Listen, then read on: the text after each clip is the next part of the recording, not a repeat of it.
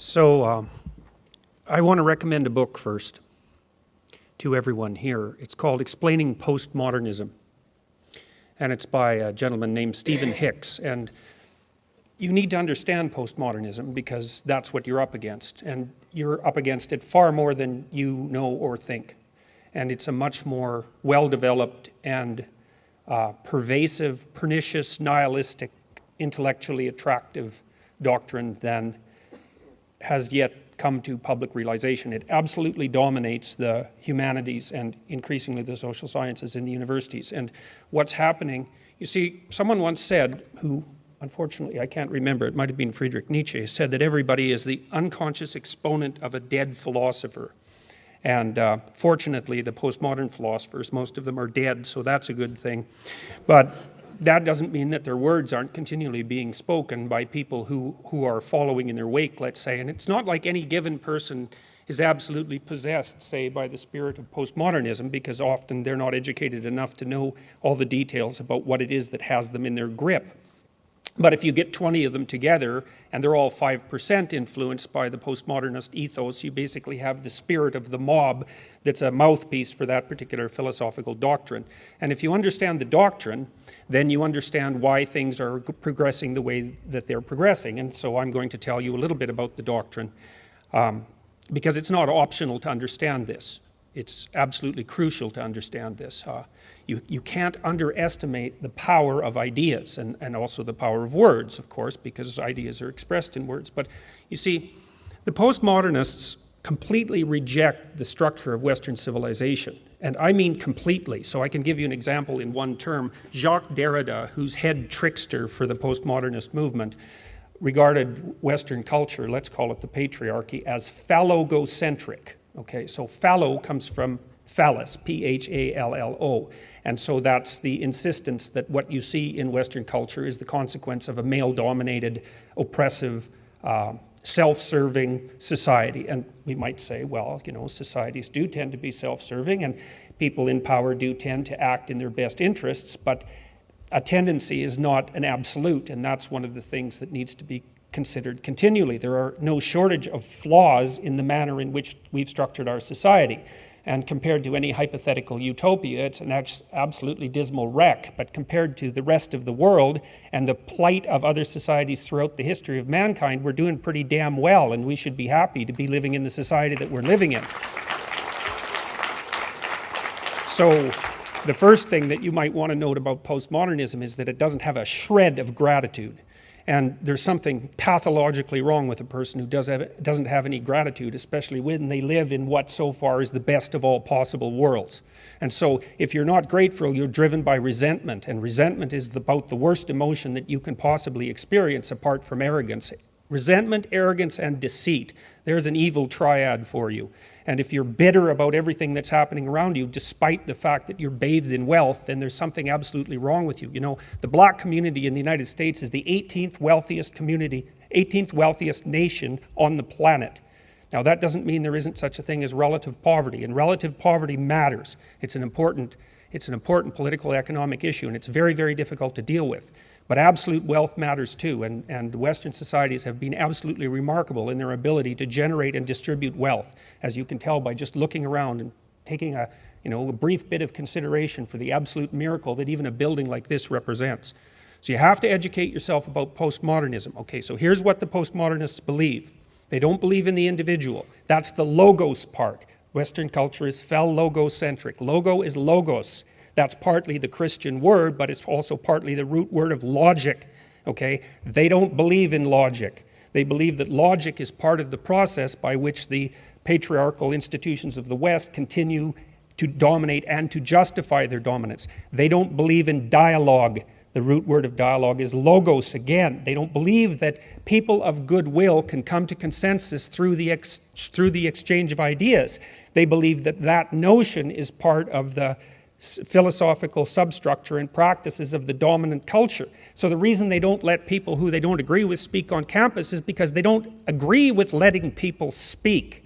You see, it's not part of the ethos. Okay, so what else do they believe and not believe? They believe that since you don't have an individual identity, your fundamental identity is group fostered.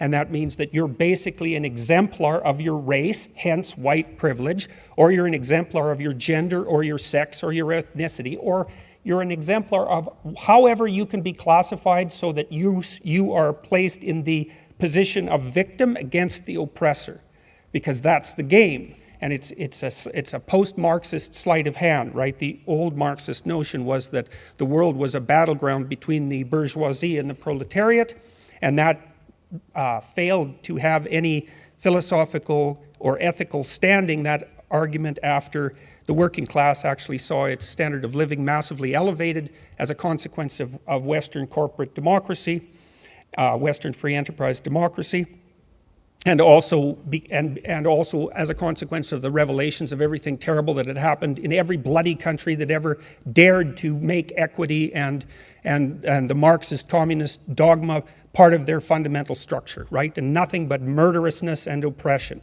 And so by the 1970s, it was evident that that game was up. The postmodernist Marxists just basically pulled a sleight of hand and said, okay, if it's not the poor against the rich, it's the oppressed against the oppressor. We'll just redivide the subpopulations in ways that make our bloody philosophy continue in its movement forward, and that's where we're at now. And so for the postmodernists, the world is a Hobbesian battleground of identity groups. They do not communicate with one another because they can't. All there is a struggle for power. And if you're in the predator group, which means you're an oppressor, then you better look out, because you're not exactly welcome, and neither are your ideas.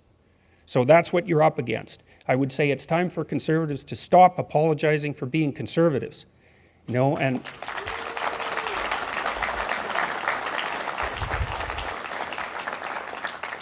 you don't apologize to these people. That's a big mistake. Apology, they read apology as an admission of guilt. You don't apologize and you don't back down.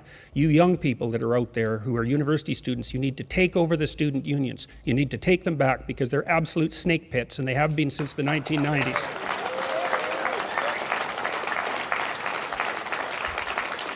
And with regards to the universities, I thought at one point that the best thing to do would be to cut their funding by 25% and let them fight amongst themselves for the remnants, because it would force the universities to decide exactly what's important and what isn't. So I would say the humanities and much of the social sciences has turned into a postmodern neo-Marxist playground for radicals. The scholarship is terrible. 80% of humanities papers aren't cited once. And so what that means is that they write papers for each other and they sell them to libraries, and that's how the publishers make their money. And no one reads them, but the publishers can print them because the libraries have to buy them, and they're buying them with your tax money. And so all of you who are sitting here are funding a postmodern, radical, neo-Marxist agenda that has its roots in the university, and your tax money is going towards that. And if you want proof of that, you just go online and look at the websites, especially of disciplines like women's studies, which is pathological right to the core. But it's not just women's studies, it's all the ethnic studies groups. It's anthropology, it's sociology, it's social work, and most of all, it's education. And OISE, for example, in Ontario, is perhaps, apart from the Ontario Human Rights Commission, the most dangerous institution in Canada. It should be defunded. It's as simple as that. They don't do the research they purport to do. They're not interested at all in education. They're interested in the indoctrination of people as young as they can get their hands on, so to speak. Now, we need to figure out, our society needs to figure out how to stop shunting public tax money to radical left-wing activists. If we were doing that for radical right-wing activists, there would be an absolute storm. But it's happened incrementally since the 1960s, and it needs to stop.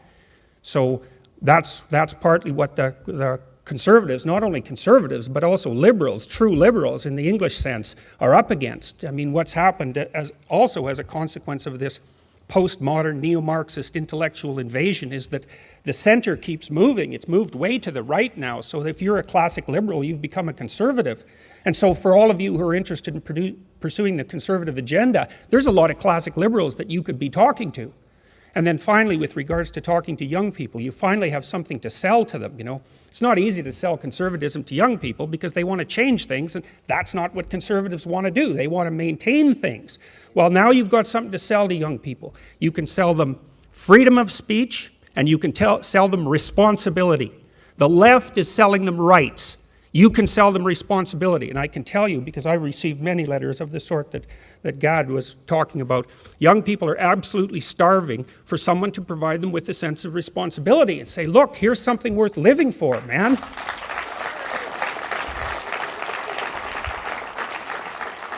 You know, you can find meaning in life with freedom, but freedom is a chaotic sort of meaning, right? And freedom isn't the sort of thing that makes people happy. It's the sort of thing that makes people troubled, because freedom expands your series of choices, and that makes you nervous and uncertain. So, but responsibility is another, not to say that that's a bad thing, it's a good thing, but it requires that you shoulder the responsibility of the freedom. But responsibility per se is what gives your life meaning, genuine meaning in the face of suffering.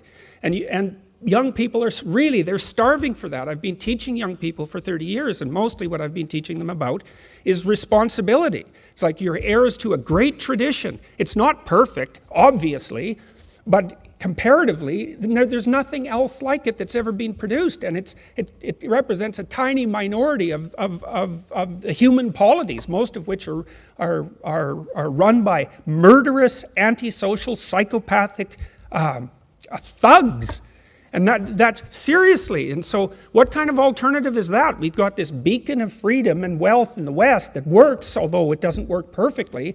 And one of the responsibilities of young people is to find out what's at the core of that, the great core of that, the paramount importance of the individual and the divinity of speech. Man, that's something to sell.